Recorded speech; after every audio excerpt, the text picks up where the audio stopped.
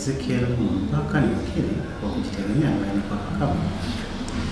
Nadhani kauli ya Chadema ya no reform no election iliasisiwa kwenye mkutano mkuu kabla, wakati wanaelekea kufanya uchaguzi wao wa ndani, wakimaanisha kwamba kama hakutafanyika marekebisho ya kisheria hasa kwenye sheria za uchaguzi, basi uchaguzi hautafanyika. Kwa kauli hii mimi naona kabisa kwamba Chadema wako sahihi kwenye hichi wanachokisisitiza, hasa ukizingatia kwamba kwenye mienendo ya chaguzi zetu 3-4 zilizopita, namna ambavyo zimeweza kuendeshwa, unaiona kabisa kwamba uchaguzi umekuwa ukitawaliwa sana na kuingiliwa na chama kilichopo madarakani.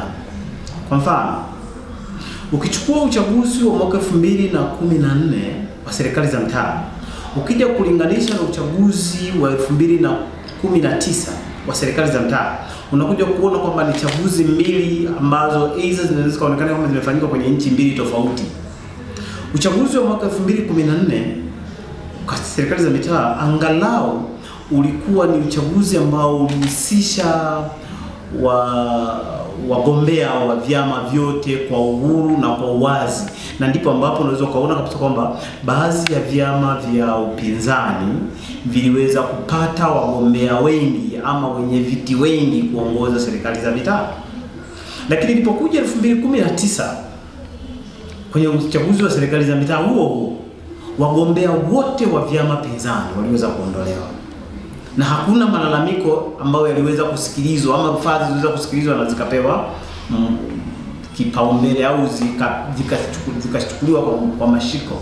Yani walionekanika kama ni watu ambao wameleta maelezo ambao ni hopeless, yani hayana maana.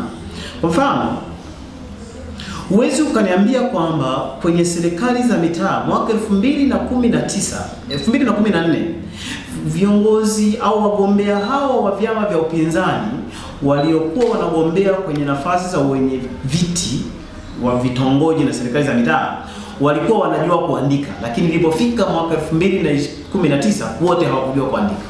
Kwa maana kigezo cha kuwaondoa ilikuwa ni wamejaza vibaya fomu. Ilipofika kwenye uchaguzi mkuu wa mwaka 2020, asilimia 90 kama sio 95 wagombea wa vyama vya upinzani walianguliwa pia wabunge, na kwa sababu zikawa ni zile zile, lakini pia hata wale ambao waliweza kubakia waliweza uchaguzi kura zao ziliweza kuporwa, na pia hakuna mahali ambapo waliweza kulalamika na wakasikilizwa.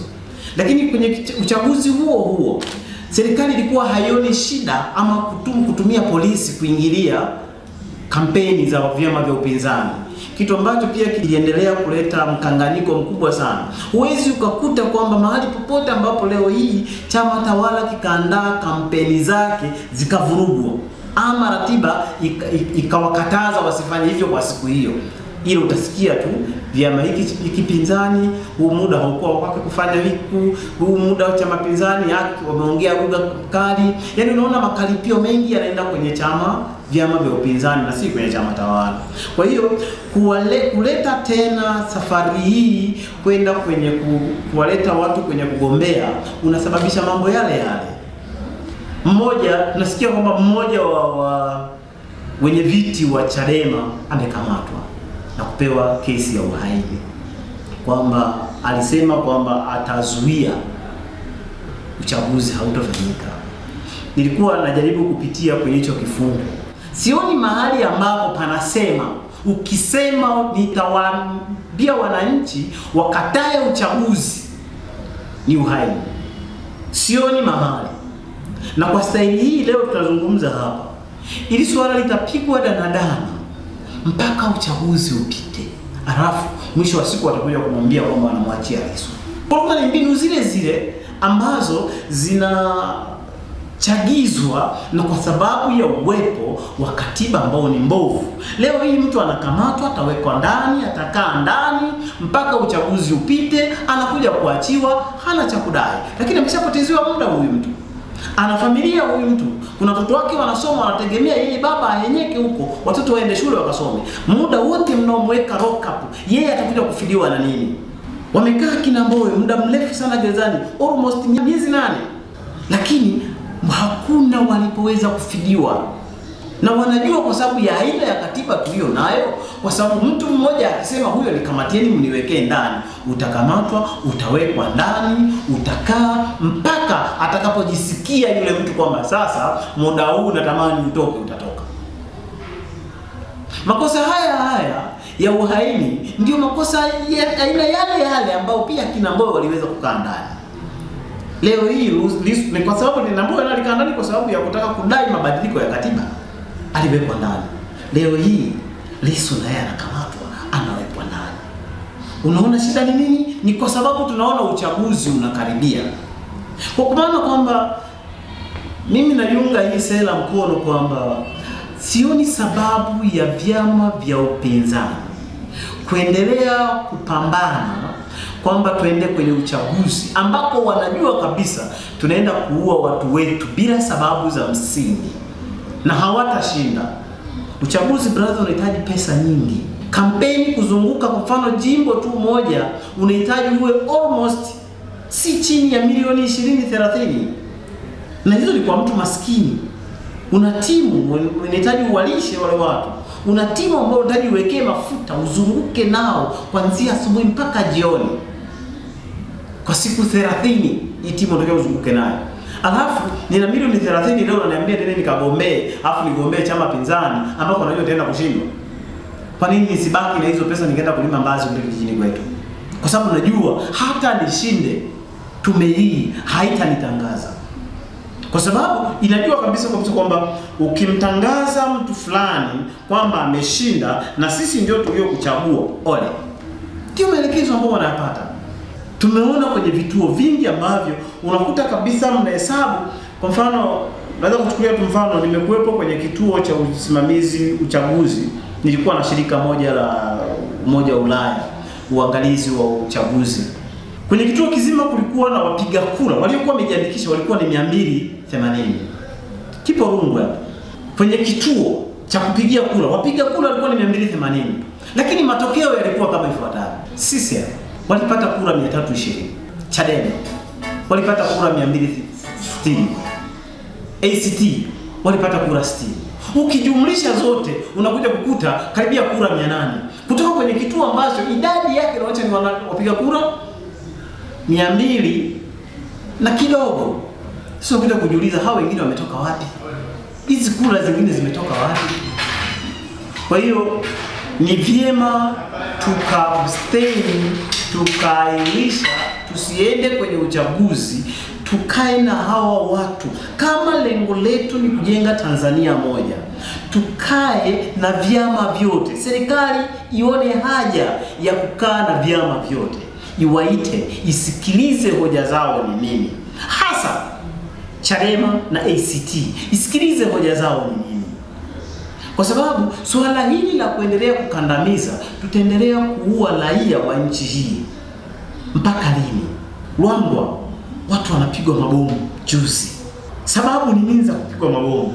Hivi kwani kwa akili tu ya kawaida kweli kama wangekuwa wanamhitaji Lissu, wakempa taarifa kwamba tunakuhitaji kituo cha polisi Dar es Salaam ufike tarehe fulani, Lissu angekataa kwenda? Yaani tunaamini kabisa kwamba kweli Lissu angekataa kwenda. Kuna sababu gani mtumie gharama kubwa, kodi za wananchi, kwenda kukamata mtu mtoke Dar es Salaam, msafara wa magari kwenda mpaka kule Rwanda? Ili hadi huyu mtu mngemwandikia tu barua kumtaka aje, angekuja mwenyewe kwa gharama zake.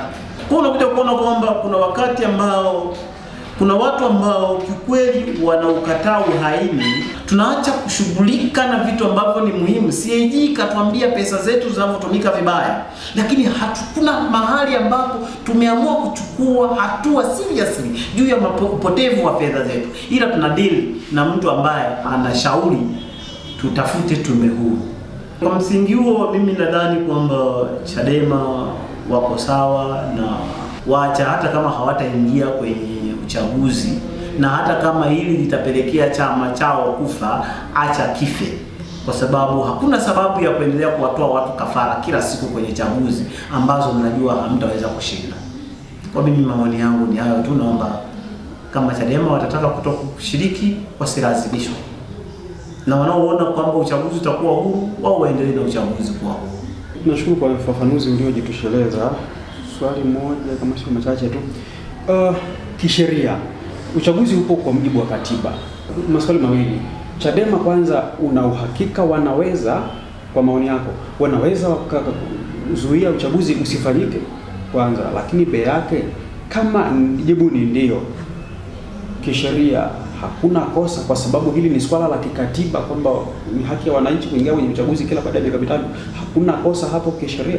Swala la kama Chadema wanaweza au hawawezi, ili nisingeomba sana kutaka kulijibia, kwa sababu sijui strategy zao, mbinu zao wanataka kuzitumia kwenda kufanya aidha kuzuia kwamba watafanikiwa au hawatafanikiwa. Lakini nadhani lengo kubwa sana la Chadema si kwamba wanaweza wakafanya. Lengo kubwa ni kwamba ujumbe ufike, na kwenye hilo ujumbe wameweza kufikisha. Na ndio maana unaanza kuona kwamba mchecheto sasa unaanza mapema wa kwanza kukamata watu, kuwazuia ili wasiendelee na hiyo ajenda yao. Lakini kwenye swala kwamba kuzuia uchaguzi ni kosa ama si kosa, ni kosa kwa sababu upo kwa mujibu wa katiba. Lakini tunaopanga tarehe ni sisi. Ndio maana tunasema kama serikali ina nia ya dhati na si kwa ajili ya kutaka kutegana, mazungumzo brother hawezi yakachukua hata miaka 50. Ni siku 4-5 mmeshamaliza mazungumzo. Na kama kuna swala la kutengeneza tume sinajadiliwa tu. Ni mtu tu kwanza mnakaa mnaamua kwa point fulani na fulani na fulani na fulani wakae kwenye tume. Nyinyi mnaonaje? Nyinyi mnaonaje? Hao wako fair, basi waende wakasimamie. Kwa swala kwamba tunapofikia mpaka stage ile ya mwisho, wote sisi tunaotaka uchaguzi ufanyike na wale wanaozuia, sisi sote tutakuwa tunakosa.